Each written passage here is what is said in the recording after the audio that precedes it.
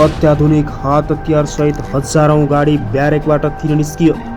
नेपाली सेनाले कालापानी लिपुलेख र लिम्पियातुराको क्षेत्रका लागि यसरी अत्याधुनिक मिसाइलले त हतियार भएका गाडीहरू सडकमा निकाल्यो।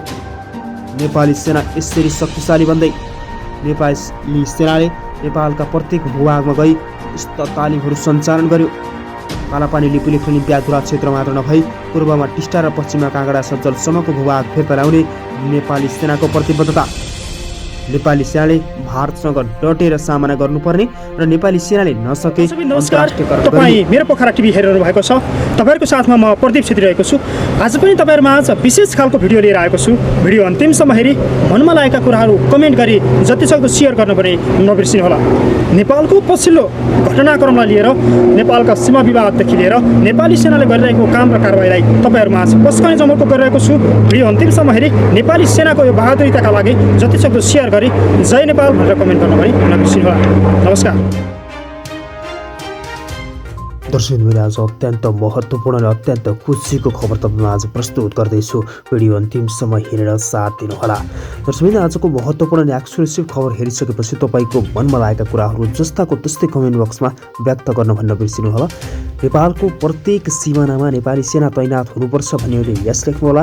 सशस्त्र प्रहरी बल र नेपाल पुलिसले ठिक छ भन्नेहरूले नो लेखेर कमेन्ट गर्नुहोला। सुरु गरौँ आजको मुख्य विषयवस्तु।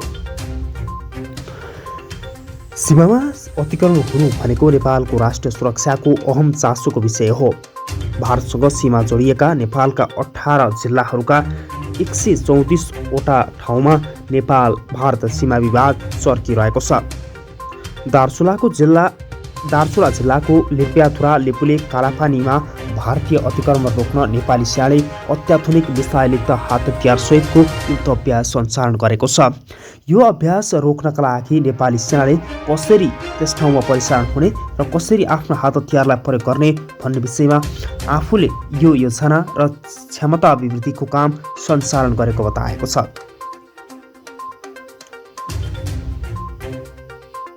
तर भारतले नेपालका यी क्षेत्रलाई समेत समावेश गरेर आफ्नो राजनीतिक नक्सा प्रकाशन गरेपछि मात्र यो मुद्दाबारे ध्यानाकर्षण भएको हो। नेपालमा भारतले सीमा विवाद भएको र उत्तरी छिमेकी र क्षेत्रीय भारतको सेनाको उपस्थितिबारे विगतका कहीँ नै प्रतिवेदनमाथि नै सरकारले देखाएको उदासीनताको प्रतिफल हो यो।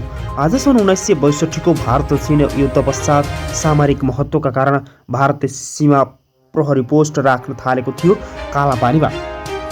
त्यही अवस्थालाई हेर्ने हो भने नेपाल सरकारले अबको परिचालन नेपाली सेनालाई कालापानी क्षेत्र पठाउनु पर्ने अवस्थामा रहनुपर्ने बताएको छ।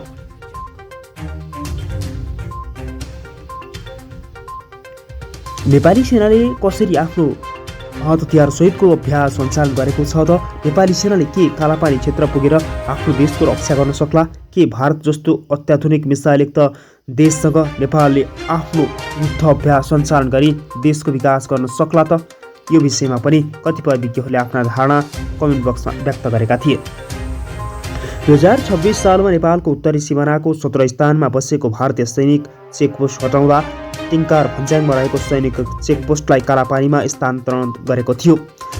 अहिले कालापानीमा भारतीय इन्डो टिबेन बोर्डर फोर्स आरटिबिएफ ले स्थायी क्याम्प खडा गरेर स्थानीय जनताले नेपालीको आगमनमा समेत रोक लगाएर बसेको छ। नेपाल भारतबीच केही समयमा र केही स्थानमा भएको अन्य ठाउँमा सीमा विवाद होइन, सीमा अतिक्रमण भएको छ। सबैभन्दा संवेदनशील सीमा स्तम्भमध्ये सुस्त क्षेत्र र कालापानी क्षेत्र अग्रस्थानमा छन्। यी अतिक्रमित भूभागलाई रोक्न अब नेपाली सेना एक्सनमा नै उत्रिएको छ। नेपाली सेनाले आफ्नो अत्याधुनिक हात हतियार सहितका ती अभ्यासहरू सञ्चालन गरी भारत सामु डटेर सामना गर्ने सामर्थ्य राखेको छ।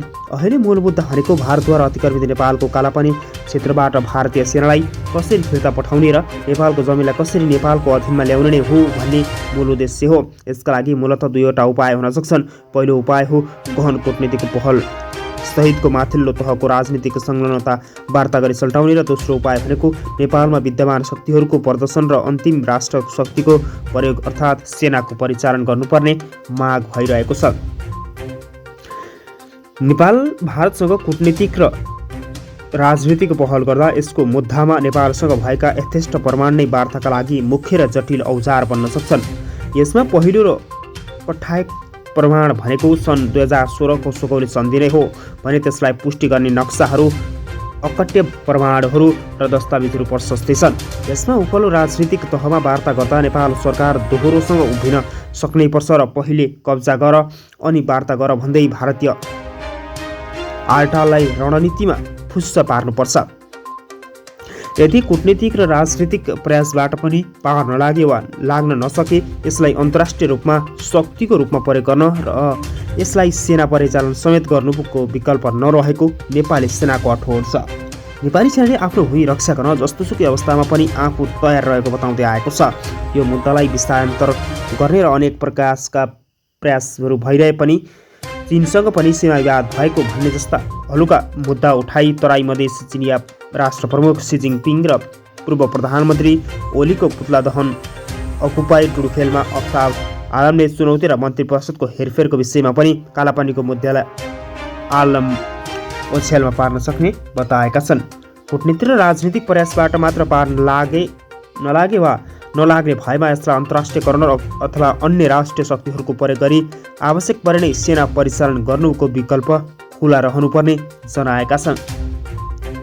यति ठुला मुद्दा सतहमा आइसक्दा पनि नेपालको परराष्ट्र मन्त्रालयले भारतीय राजदूतलाई मन्त्रालयमा बोलाएर स्पष्टीकरण समेत पनि माग्न नसक्नुलाई यसको ठुलो अर्थ लिन सकिन्छ।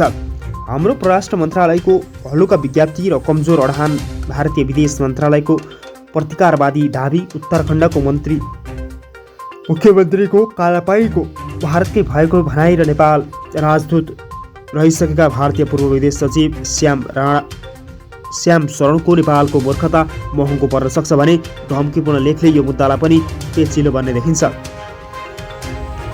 नेपाल र भारतबीच रोटी र बेटीको सम्बन्ध रहँदै आएको भन्ने भारतलाई अब छिटै नै चेतावनी दिँदै नेपाल भूमि फिर्ता ल्याउनमा नेपाली सेनाकै अग्रसर भूमिका रहने देखिएको छ।